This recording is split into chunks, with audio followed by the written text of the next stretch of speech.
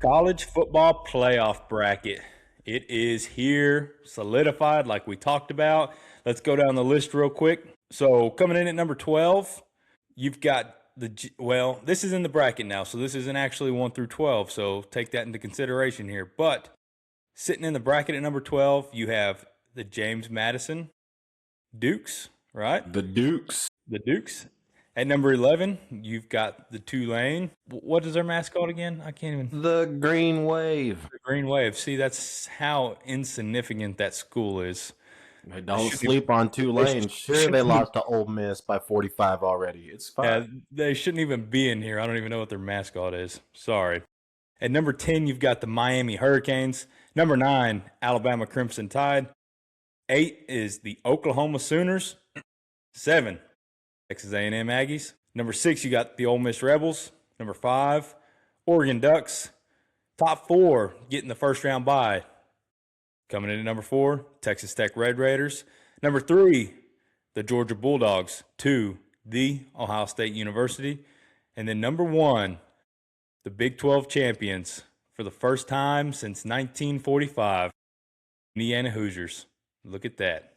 Man, first round of the playoffs, you're going to have number 12, James Madison, traveling to Oregon to face the Ducks. You'll have number 11, Tulane, going up to Ole Miss to take on the Rebels. That's a game that we've already seen once this year.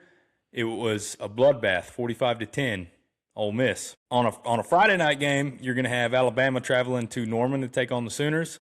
And then early morning game on Saturday, you're going to have the Canes headed over to College Station to take on the Aggies. So this is a lot. There's a lot of controversy here. I can't even talk. Obviously, with that number 10 spot right there, man, that's the biggest thing that I think has had folks. That Miami jumping Notre Dame and then Alabama not moving whatsoever. That has folks riled up big time right now. What are your thoughts initially?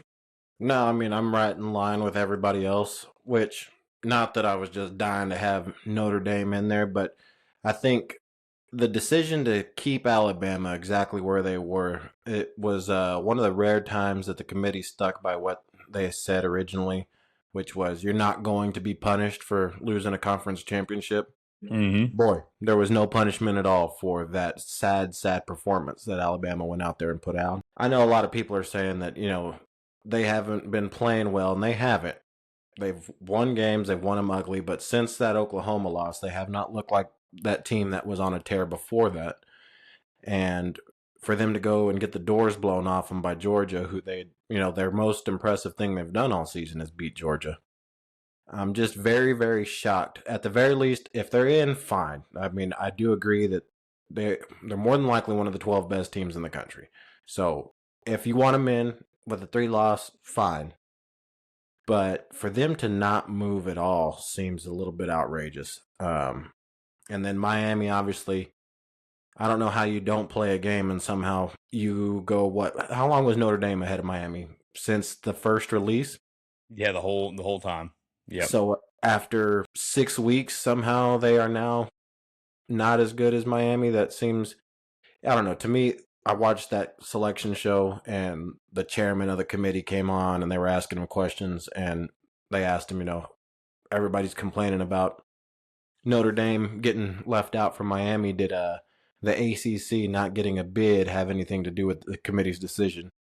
And that guy went on live TV and lied to the entire world. I thought he was a politician. It was the biggest load of BS. It had nothing to do with their decision. It had, they finally matched them up and realized that head-to-head match.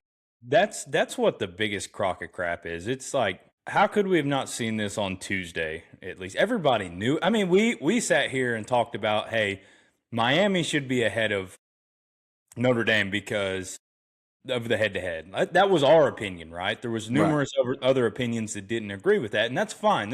I think there's a case either way. For me, it came down to, hey, if you look at both of these teams, like we talked about last week, their dots, they look exactly similar. You just go down to that head-to-head, and Miami had the tilt there. That's what my opinion was, and I think yours was as well. So, is the Notre Dame the better team right now? Probably so.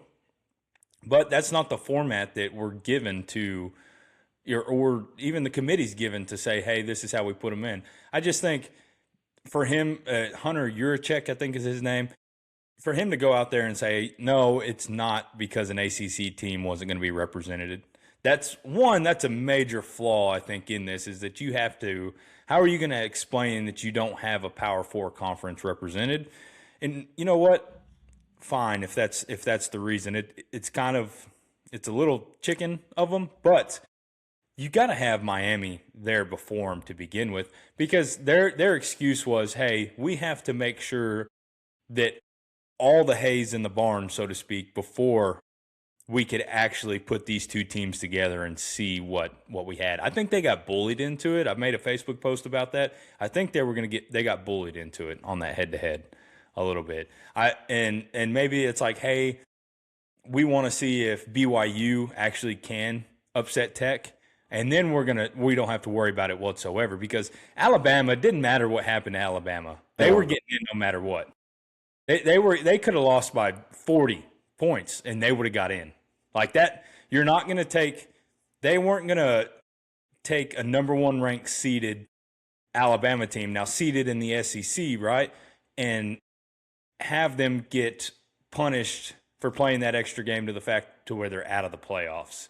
So they were hoping that BYU somehow upset Tech to say, hey, we can wipe this controversy off our hands, because there's nothing that they could do now for the ACC at that point, right?